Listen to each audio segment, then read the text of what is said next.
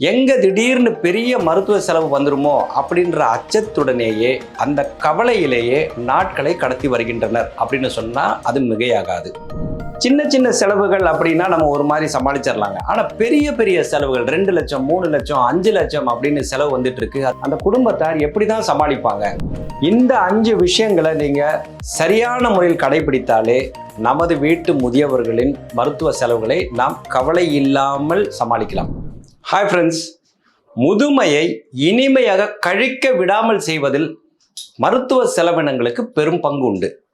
இன்றைய காலகட்டத்தில் முதியவர்களும் அவர்களின் பிள்ளைகளும் எங்க திடீர்னு பெரிய மருத்துவ செலவு வந்துருமோ அப்படின்ற அச்சத்துடனேயே அந்த கவலையிலேயே நாட்களை கடத்தி வருகின்றனர் அப்படின்னு சொன்னா அது மிகையாகாது. ஒரு முதியவர் அடிக்கடி நோய்வாய்ப்பட்டு அதனால் மருத்துவ செலவினங்கள் ஏற்படுது அப்படின்னா அதை அந்த குடும்பத்தினர் சமாளிக்க முடியாமல் திணறி வருகின்றனர். இது மெடிக்கல் பாவர்ட்டி எனப்படும் முதுமையினால் ஏற்படும் வறுமையில் பல குடும்பங்களை கொண்டு போய் தள்ளிவிடுகின்றது. முதுமையில் ஏற்படும் இப்படிப்பட்ட தவிர்க்க முடியாத மருத்துவ செலவினங்களை நாம் எப்படி திட்டமிட்டு செயல்பட்டு சமாளிக்கலாம் அப்படின்றத பற்றி இந்த வீடியோவில் பார்க்கலாம். அதுக்கு முன்னால பூங்காற்றி யூடியூப் சேனலை இப்போ வரைக்கும் நீங்கள் சப்ஸ்கிரைப் செய்யாமல் இருந்தீர்கள் என்றால் உடனடியாக சப்ஸ்கிரைப் செய்துவிட்டு தொடர்ந்து வீடியோவை பார்க்குமாறு அன்புடன் கேட்டுக்கொள்கிறோம். நீங்கள் ஏற்கனவே பூங்காற்று சேனலை சப்ஸ்கிரைப் செஞ்சுருந்தீங்கன்னா இந்த வீடியோவை தவறாமல் முழுவதுமாக பார்த்துவிட்டு உங்களுக்கு தெரிந்தவர்களுக்கும் இந்த வீடியோவை ஷேர் செய்யும்படி அன்புடன் கேட்டுக்கொள்கிறோம். முதலாவதாக, எந்தெந்த மாதிரியான மருத்துவ சிக்கல்கள் முதியவர்களுக்கு இருந்தால் அவங்களுக்கு அதிகமான செலவாகும் அப்படின்னு பார்ப்போம். இதில் முதல்ல நிற்கிறது ஸ்ட்ரோக். இப்போ ஸ்ட்ரோக் இருந்ததுன்னா செலவு இருந்துக்கிட்டே இருக்கும். அது போக இந்த மொபிலிட்டி பிரச்சனைகள் உள்ள பார்க்கின்சன்ஸ், டிமென்ஷியா போன்ற வியாதிகள் இருந்தாலும் நிறைய செலவாகும். அதோட ஹார்ட் கண்டிஷன், இருதய பிரச்சனை இருக்குது அப்படின்னா அதுவும் திடீர்னு செலவுகளை இழுத்து விட்டுக்கிட்டே இருக்கும். இது போக ஹைப்பர் டென்ஷன், டயபெட்டிஸ் இருந்ததுன்னா அது எந்தெந்த மாதிரி பிரச்சனைகளை கொண்டுட்டு வந்து நிறுத்தும்னே சொல்ல முடியாது இல்லைங்களா? திடீர்னு கிட்னி ஃபெயிலியர் ஆகும், இல்லை ஐசைட் கண் பார்வையில் பிரச்சனைகள் வரும், இந்த மாதிரி பிரச்சனைகள் இருக்கும். இதோட சேர்ந்து நிறைய முதியவர்களுக்கு மல்டிபிள் கோமாபிலிட்டிஸ் இருக்கும். நான் இப்போ சொன்ன விஷயங்கள் எல்லாம் சேர்ந்து சில முதியவர்களுக்கு இருக்கும். இந்த மாதிரியான கண்டிஷன்ஸ் இருந்தது அப்படின்னா அங்கே அடிக்கடி மிக அதிக அளவிலான செலவுகள் ஆகும். சின்ன சின்ன செலவுகள் அப்படின்னா நம்ம ஒரு மாதிரி சமாளிச்சிடலாங்க. ஆனால் பெரிய பெரிய செலவுகள் 2 லட்சம் 3 லட்சம் 5 லட்சம் அப்படின்னு செலவு வந்துட்டு இருக்கு, அது தொடர்ந்து வந்துகிட்டே இருக்கு அப்படின்னா அந்த குடும்பத்தார் எப்படி தான் சமாளிப்பாங்க? எந்த ஒரு பிரச்சனை இருந்தாலும் அதுக்கு ஒரு தீர்வு இருக்கும் இல்லைங்களா? இப்படி பூதாகரமாக திடீர் என்று உருவெடுக்கும் இந்த மருத்துவ செலவினங்களை சமாளிப்பதற்கும் வழிகள் உண்டு. இந்த வீடியோவில் ஒரு 5 வழிமுறைகளை நான் சொல்கிறேன். அதை உங்களால் ஃபாலோ பண்ண முடியுமான்னு பாருங்கள். நிச்சயமாக உங்களுக்கு பயனுள்ளதாக இருக்கும். 5 வழிமுறைகளில் முதல் வழி என்ன அப்படின்னு கேட்டிங்கன்னா ப்ரிவென்ஷன். அந்த வரும் முன் காப்போம். Prevention is better then a cure அப்படின்னு சொல்லுவாங்க இல்லைங்களா?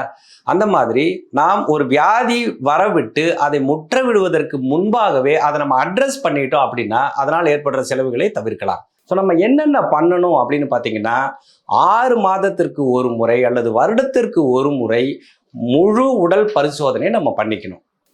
அதே மாதிரி நம்ம வீட்டில் உள்ள பெரியவங்களுக்கு டயபெட்டிஸ், ஹைப்பர் டென்ஷன் எனப்படும் சர்க்கரை நோய் மற்றும் உயர் இரத்த அழுத்தம் இருக்குது அப்படின்னா கட்டாயமாக 6 மாதத்திற்கு ஒரு முறை அவங்கள நம்ம பரிசோதனைக்கு உள்ளாக்க வேண்டும்.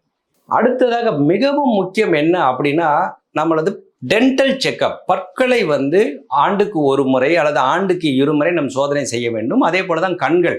நீங்கள் நல்லா பார்த்தீங்கன்னா இந்த 2 நாளில் நிறைய பிரச்சனைகள் உருவாகி பிற்காலத்தில் நமக்கு நிறைய சிரமங்களை கொடுக்கும். இரண்டாவதாக மருந்து, மாத்திரைகள் மற்றும் கன்சியூமபிள்ஸ் அப்படின்னா அவர்கள் பயன்படுத்தும் பொருட்கள், இந்த அடல்ட் டயப்பர், இந்த ஷீட்ஸ், இந்த மாதிரியான விஷயங்கள் இருக்கும் இல்லைங்களா? அது இதற்கான செலவே மாதம் குறைந்தது 10,000 வரை பல குடும்பங்களில் செலவாகின்றது. இதனை நம்ம எப்படி தடுக்கலாம் அப்படின்னு பார்த்தீங்கன்னா உங்கள் மருத்துவரிடம் இப்போ ஜெனரிக் மெடிசன்ஸ் அப்படின்னு வந்திருக்கு இல்லைங்களா? மாற்று மருந்துகள். அந்த மருந்து எந்தெந்த மாதிரி மருந்துகள்லாம் உங்களது பெற்றோருக்கு சரியாக வேலை செய்யும் அப்படின்றத உங்களது மருத்துவரிடம் நீங்கள் கேட்கலாம். ஏன்னா உங்களுக்கே தெரியும் ஜெனரிக் மெடிசன் 50 முதல் 80% வரை விலை குறைவு. அடுத்ததாக முதியவர்கள் மருந்து மாத்திரைகளை உட்கொள்ள ஆரம்பித்து விட்டார்கள் அப்படின்னா அது தொடர்ந்து போய்கிட்டே இருக்கும். வாழ்நாள் முழுக்க அவர்கள் மருந்து மாத்திரைகளை எடுக்கிற மாதிரியே இருக்கும். அப்படிப்பட்ட சூழல்ல 3 மாதங்களுக்கான பல்க் பர்ச்சேஸ் நீங்க பண்ணினீங்க அப்படின்னா உங்களுக்கு டிஸ்கவுண்ட்ஸ் கிடைக்கும். அதே மாதிரி இன்னைக்கு நிறைய ஆன்லைன் ஃபார்மசிஸ் எல்லாம் வந்திருக்கு, நிறைய டிஸ்கவுண்ட்ஸ் அண்ட் ரேட்ஸ் கொடுக்குறாங்க. அதை பற்றியெல்லாம் நீங்கள் தெரிஞ்சு வச்சுக்கிட்டீங்கன்னா உங்களுக்கான மாதாந்திர மருத்துவ செலவுகளை நீங்கள் வெகுவாக குறைக்கலாம். இதனால் ஏற்படும் சேமிப்பு ஆண்டுக்கு நீங்கள் கணக்கு போட்டு பார்த்தீங்கன்னா நிறைய இருக்கும். முக்கியமாக நீங்கள் கவனிக்க வேண்டியது என்ன அப்படின்னா, நீங்களே தன்னிச்சையாக ஒரு டாக்டரோட பிரிஸ்கிரிப்ஷனை மாற்றி ஜெனரிக் மெடிசனுக்கு போகக்கூடாது. உங்கள் மருத்துவர் எந்த மாதிரியான மருந்துகளை பரிந்துரைக்கிறாரோ அதை நீங்கள் வாங்குவது மிக்க நலம். மூன்றாவதாக அசிஸ்டட் டிவைசஸ், அதாவது முதியவர்கள் அவர்கள் வாழ்வதற்கு, நலமாக வாழ்வதற்கு தேவையான உபகரணங்கள் இருக்கு இல்லைங்களா, அதை அவங்களை பயன்படுத்துமாறு நாம் அவர்களை ஊக்கப்படுத்த வேண்டும். நிறைய முதியவர்களுக்கு ஒரு கைத்தடியை யூஸ் பண்ணுறதோ, இல்லை ஒரு கைப்பிடியை பிடிச்சிக்கிறதோ, இல்லை ஒரு ஹியரிங் எய்டு மாட்டிக்கிறதோ பிடிக்காம இருக்கலாம். ஆனால் அதை செய்யாமல் விடுறதுனால ஏற்படும் விளைவுகள், செலவுகள் மிக மிக அதிகம்.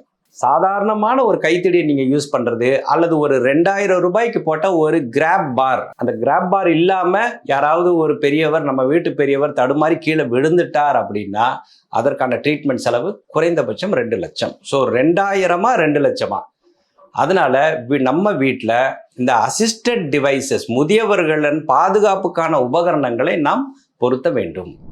அடுத்ததாக, நம்ம வீட்டில் மிகவும் வயது முதிர்ந்த பெரியவர்கள் இருக்காங்க அப்படின்னா நம்ம வீட்டை ஒரு சேஃப் ஜோனாக நம்ம வச்சிருக்கணும். கண்டபடி பொருட்களை போட்டு வச்சிருக்கிறது, ஃபர்னிச்சர் தாறுமாறாக இருக்கிறது, ஒரு நடக்கிறதுக்கு ஒரு கிளியரான பாதை இல்லாமல் இருப்பது, வெளிச்சம் இல்லாமல் இருப்பது, இந்த மாதிரியான விஷயங்கள் அந்த பெரியவரை தடுமாறி கால் தடுக்கி கீழே விழுவதற்கு வாய்ப்புகளை ஏற்படுத்தும். ஸோ நம்ம வீட்டில் ஒரு பெரியவங்க இருக்கிறாங்க அப்படின்னா, எப்படி சிறு குழந்தைகள் இருக்கிறாங்கன்னா அவங்க பாதுகாப்புக்கு நம்ம எல்லா ஏற்பாடும் பண்ணுறோம் இல்லைங்களா. கட்டிலுக்கு கீழே ஒரு தலையணியை வைக்கிறோம், அவங்க கீழே விழுந்தா இதாகாமல் இருக்க. படிக்கட்டில் ஒரு தடுப்பு சுவர் மாதிரியெல்லாம் வைக்கிறோம் இல்லைங்களா. அதே மாதிரி பெரியவர்கள் இருக்காங்க அப்படின்னா பாதுகாப்பு ஏற்பாடுகளை நாம் ஏற்படுத்தி தர வேண்டும்.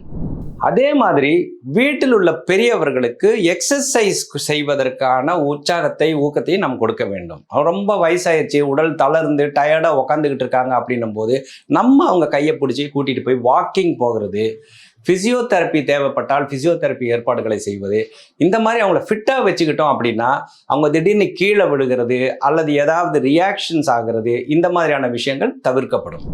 மிக முக்கியமாக குறைந்தபட்சம் ஆண்டுக்கு ஒரு முறையாவது ஒரு முதியோர் நல மருத்துவரின் ஆலோசனையை நாம் பெற வேண்டும். அதுக்காக நீங்கள் முதியோர் நல மருத்துவரின் கிளினிக்கு போய் காத்திருந்து அவரை சந்திப்பதெல்லாம் உங்களுக்கு கஷ்டமாக இருக்குது அப்படின்னா, இன்றைக்கி நிறைய முதியோர் நல மருத்துவர்கள் ஹவுஸ் விசிட் பண்ணுறாங்க. ஸோ வருடத்திற்கு ஒரு முறை ஒரு முதியோர் நல மருத்துவரின் ஆலோசனையை உங்கள் வீட்டு பெரியவர்களுக்காக பெற்றுக்கொள்வது பிற்காலத்தில் அவர்களுக்கு பெரிய மருத்துவ பிரச்சனைகள் வராமல் தவிர்க்கும். 5வது மற்றும் இறுதியான வழிமுறை என்ன அப்படின்னு கேட்டிங்கன்னா, ஃபினான்ஷியல் பிளானிங். நமது வரவு செலவுகளை சரியான முறையில் திட்டமிடுவது. பல குடும்பங்கள் இந்த இடத்துல தான் கோட்டை விட்டுறாங்க. இல்லை 2-3 பிரதர்ஸ் அண்ட் சிஸ்டர்ஸ் இருந்துட்டு இருக்காங்க அப்படின்னா, யார் வீட்டில் அந்த பெரியவங்க இருக்காங்களோ அவங்களே எல்லா செலவையும் ஏற்றுக்கிற மாதிரி வந்துடும். இதனால் என்ன ஆகுது அப்படின்னு கேட்டிங்கன்னா, அந்த குறிப்பிட்ட அந்த ஃபேமிலி மெம்பர் மட்டும் ரொம்ப burn out and stress and ஸ்ட்ரெயினுக்கு உள்ளாகிறார்கள். ஏற்கனவே பெரியவங்களை பார்த்துக்க வேண்டிய அந்த பெரிய பொறுப்பு இருக்குது, அதோடு சேர்ந்து அடிக்கடி இந்த செலவுகள் வந்துக்கிட்டே இருந்தால் எப்படி இருக்கும்? இந்த மாதிரி ஒரு சூழலில் குடும்பத்தில் உள்ள மற்ற உறுப்பினர்கள், மற்ற பிரதர்ஸ் அண்ட் சிஸ்டர்ஸ் எல்லாம் என்ன பண்ணணும் அப்படின்னா, யார் பொறுப்பெடுத்து அந்த வீட்டில் உள்ள பெரியவரை பார்த்துக்கிறாங்களோ அவங்களுக்கான பொருளாதார உதவியை செய்ய வேண்டும். முதலாவதாக என்ன பண்ணணும் அப்படின்னா, ஃபேமிலி மெம்பர்ஸ் எல்லாம் ஒன்றா உட்காந்து, நம்ம வீட்டில் அப்பா இருக்காங்க, அம்மா இருக்காங்க, நல்லா ரொம்ப வயசாயிருச்சு, அடிக்கடி அவங்களுக்கு மெடிக்கல் செலவுகள் வந்துட்டு இருக்கு அப்படின்னும் போது அதை கலந்து பேசி ஒரு பட்ஜெட்டை உருவாக்கணும். திடீர்னு எதிர்பாராத செலவுகள் வரும்போது தான் அது நமக்கு பெரிய சிரமத்தை கொடுக்கும். ஆனால் நம்மகிட்ட ஒரு பட்ஜெட் இருக்குது அப்படின்னா எந்த செலவு வந்தாலும் அதை சமாளிப்பதற்கு ஒரு தைரியத்தை கொடுக்கும். அதே போல் பெரியவர்களும் பென்ஷனர்ஸாக இருக்காங்க, இல்லை அவங்கக்கிட்ட கொஞ்சம் பணம் இருக்குது அப்படின்னா, நல்லா இருக்கும் போதே அவர்களது பிள்ளைகளிடம் அந்த பணம் எங்கே இருக்குது, அதுக்கான ஆக்சஸ் என்ன, பிள்ளைகளில் யாரையாவது அதுக்கான நாமினிஸாக நியமித்தாங்க அப்படின்னா வருங்காலத்தில் இந்த மாதிரி பெரிய செலவினங்கள் வரும்போது பிள்ளைகளால் அந்த பணத்தை பயன்படுத்தி நல்ல முறையில் சிகிச்சைகளை கொடுக்க முடியும். அதே போல் மருத்துவ காப்பீடு மிக மிக முக்கியம். அந்த மருத்துவ காப்பீடை நம்ம லைவாக வச்சுட்டு இருக்கணும். ப்ரீமியம் கட்டாமல் விட்டு காலாவதி ஆயிருச்சு அப்படின்ற மாதிரி சூழல்கள் இருக்கக்கூடாது. அதே போல் நமது பகுதியில், நம்ம வசிக்கும் பகுதியில் உள்ள மருத்துவமனைகள், எந்தெந்த மருத்துவமனைகள் எல்லாம் நமது இன்சூரன்ஸ் நிறுவனத்தால் அங்கீகரிக்கப்பட்டுள்ளது, எங்கெல்லாம் கேஷ்லெஸ் ட்ரீட்மெண்ட் இருக்கு அப்படிங்கிறதெல்லாம் நம்ம தெரிஞ்சு வச்சிருந்தோம் அப்படின்னா ஒரு எமர்ஜென்சி வரும்போது பணத்துக்காக கஷ்டப்படாம ரொம்ப சிரமப்படாம ட்ரீட்மெண்ட்டை உடனடியாக ஏற்பாடு செய்து கொள்ளலாம். இந்த இடத்துல ஒரு சிக்கலான ஒரு விஷயத்த நான் பார்க்குறேன். திடீர்னு ஒருத்தங்களுக்கு உடம்பு சரியில்லாமல் போயிடுது. அவங்களோட சிஎம் ஹெல்த் கேர் ஸ்கீம் இருக்குது, இல்லை சென்ட்ரல் கவர்மெண்ட்லேயும் நிறைய ஸ்கீம்ஸ் இருக்குது. அதில் அவங்க பதிஞ்சு வச்சுருக்காங்களா அப்படின்னு கேட்டால் இல்லை அப்படின்னு சொல்கிறாங்க. அதில் நடைமுறை சிக்கல்கள் இருக்கிறதுனாலேயே இவங்க போய் அதில் பதிஞ்சு வைக்காமல் விட்டுறது. ஏதாவது ஒரு பிரச்சனை அப்படின்னு வரும்போது இந்த அரசு திட்டங்களை நாம் பயன்படுத்த முடியாமல் போய்விடுகிறது. அதனால என்னென்ன மாதிரியான அரசு திட்டங்கள் இருக்கு அப்படின்னு தெரிந்து கொண்டு கால தாமதப்படுத்தாமல் அதில் நம்ம இணைத்துக் கொள்வது மிகவும் சிறந்தது. அடுத்ததாக நிறைய தொண்டு நிறுவனங்கள் நடத்துகிற மருத்துவமனைகள் இருக்குது. இந்த ட்ரஸ்ட் ஹாஸ்பிட்டல்ஸ் எல்லாம் இருக்கு இல்லைங்களா, அதெல்லாம் இருக்குது. அரசு மருத்துவமனைகளே நிறைய சிறந்த மருத்துவமனைகள்லாம் இருக்குது. இதெல்லாம் எங்கே இருக்குது அப்படின்னு தெரிஞ்சு வச்சுக்கிட்டோம்னா ஒரு மெடிக்கல் எமர்ஜென்சி வரும்போது இந்த மருத்துவமனைகளை நாம் அணுகி பயன்பெறலாம். இந்த 5 விஷயங்களை நீங்கள் சரியான முறையில் கடைபிடித்தாலே நமது வீட்டு முதியவர்களின் மருத்துவ செலவுகளை நாம் கவலை இல்லாமல் சமாளிக்கலாம். நம்ம வீட்டில் உள்ள பெரியவங்களை அவங்களோட இறுதி காலத்தில் நம்ம ரொம்ப நல்லா பார்த்துக்கணும், அவங்கள சந்தோஷமாக வச்சுக்கணும்னு தான் நம்ம எல்லாருமே நினைக்கிறோம். ஆனால் இந்த எதிர்பாராத மருத்துவ செலவுகள் வரும்போது அதில் ஒரு கீறலை ஏற்படுத்திடுது இல்லைங்களா. எவ்வளவுதான் சமாளிக்க முடியும்? பெரியவர்கள் அப்படின்னாலே அவங்களுக்கு அடிக்கடி உடல் நலக்குறைவு ஏற்படும். நல்ல முறையில் அவங்களுக்கு மருத்துவம் பார்க்கணும். நல்ல மருத்துவம் பார்க்கணும்னா நிறைய செலவாகும். அந்த மாதிரியான ஒரு சூழல்ல இந்த 5 வழிமுறைகளை நீங்க தவறாமல் கடைபிடிச்சீங்க அப்படின்னா நமது வீட்டு பெரியவர்களை நாம் முகம் சுழிக்காமல், அவர்களும் நம்மளை பார்த்து நம்மால இவங்களுக்கு இவ்வளவு கஷ்டம்னு நினைச்சு கவலைப்படாமல் நல்ல முறையில் அவர்களை பராமரிக்க முடியும். இந்த வீடியோ உங்களுக்கு மிகவும் பயனுள்ளதாக இருக்கும் அப்படின்னு நாங்கள் நினைக்கிறோம்.